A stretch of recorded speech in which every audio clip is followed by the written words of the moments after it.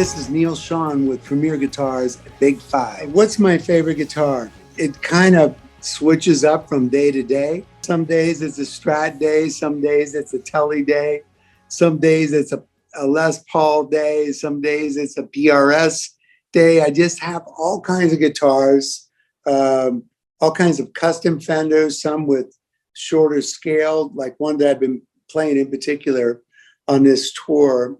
Is one that was built in a custom shop by Yuri. And it's a neck into body with the same neck joint that I used to have on my old Arias that became my Gibson Les Paul NS model, where you've got the easy access neck, and he made the same neck on the Fender itself. And so it's all mahogany with curly maple top and set up with a Floyd. To me, it's like, for what I do, it's the best world between a Strat and a Paul. And also a Strat with a short scale, with Les Paul scale. I've got some Seymour Duncan custom in a bridge. And then on this particular one, I have one of my old Fernandez sustainers in it. And so I use a Fernandez sustainer in the neck pickup with a DiMarzio Fast Track. And it's just something a combination I came up with years ago that I thought sounded really good together on most every guitar. I put that combination in. I used to put them in, Paul Reed double cuts. I've got them in some Les Pauls, and my NS Les Paul that, we came out with years ago seems to work well with the band and for recording and all that. There's one volume like on a regular Strat, but there's one tone. On the custom-made guitars that I get made by whomever, I usually only have one tone and one volume. Even on Les Pauls, a lot of times if I use a Les Paul that has two tone knobs and two volumes, I'll unhook two. I just don't really see the purpose or the need to have two volumes. I'm not doing any of the turning off the other volume. And it's a fast roll off, if I want to turn some of the tone off. What is my Desert Island album? Well, there's many that could be very cold depending on what kind of mood I'm in. If I was in a trippy island mood, and the scenery was kind of exotic, I would listen to Bitches Brew, Miles Davis. If I'm in more of an electric mode that's even more like out there guitar-wise, I wouldn't say more out there. Actually, John McLaughlin on Bitches Brew is way out there.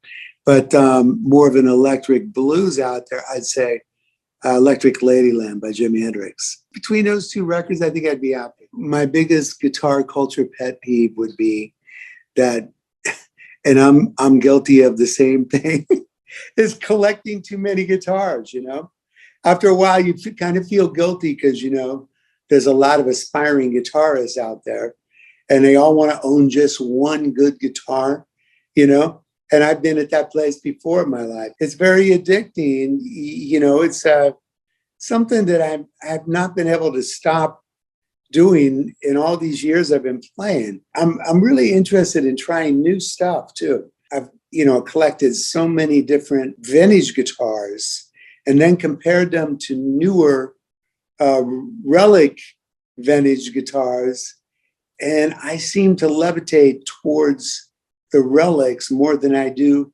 the vintage. I still have a 1962 Strat, a 63 and a 61 that sound amazing.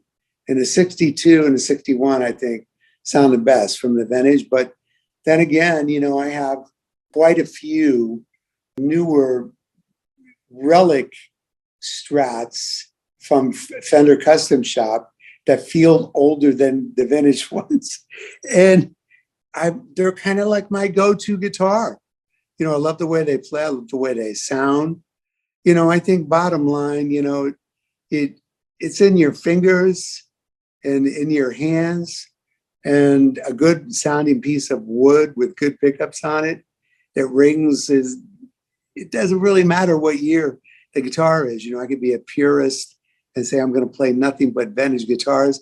I had the opportunity to do that, made the investments, bought some very expensive guitars, spent a freaking fortune. My wife wanted to kill me, but I did it just because I'd never done it before. And I was in a position to do it. And then, the pandemic came. And so I decided to try it for the first time in my life. And I said, everybody should try it once, if you have the ability to be able to do it. And so I did it, but I ended up selling most of them, because they were I couldn't even walk around our house anymore. I had them stacked everywhere. I'd walk in, he had guitars stacked on top of guitars to where I couldn't find anything after a while that I was even looking for. And I go, well, fuck, this is stupid. I got to get rid of some of this stuff. And so I did. I auctioned off a lot of stuff. I'm happy with what I kept. And I feel like I'm going to lose some more stuff, I see no need in just having hundreds and hundreds of guitars that you don't really play, that are excellent instruments that somebody else can enjoy. And so, I picked my favorites out of, a group of tons of guitars.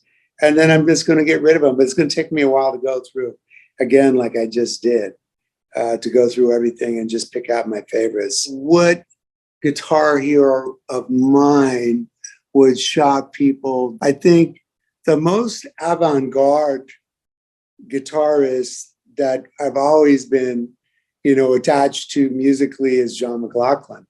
But I think people can hear that. My secret weapon, melody. Melody every time, I'm going to say, wins over everything. And knowing how to make that melody really sing, with like perfect pitch, perfect singing quality vibrato. I mean, I based my style of guitar, how it turned into my style, was from listening to a lot of really great singers, growing up. I loved Aretha Franklin.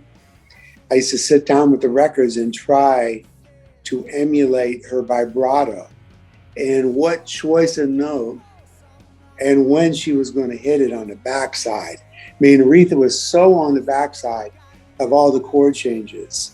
The chords would hit and she'd sing. And the chord you would already be into the new chord and the progression. She's still lingering in the change that was beforehand, So singing, like not playing on the beat, singing way on the backside, like the greatest, soul singers of all time have always done. And melody, choice of notes, blues notes, blue notes, whatever you want to call them, the way you hit that note with intensity or just lightly hit it to make it cry, and then the vibrato that follows. That's the secret weapon.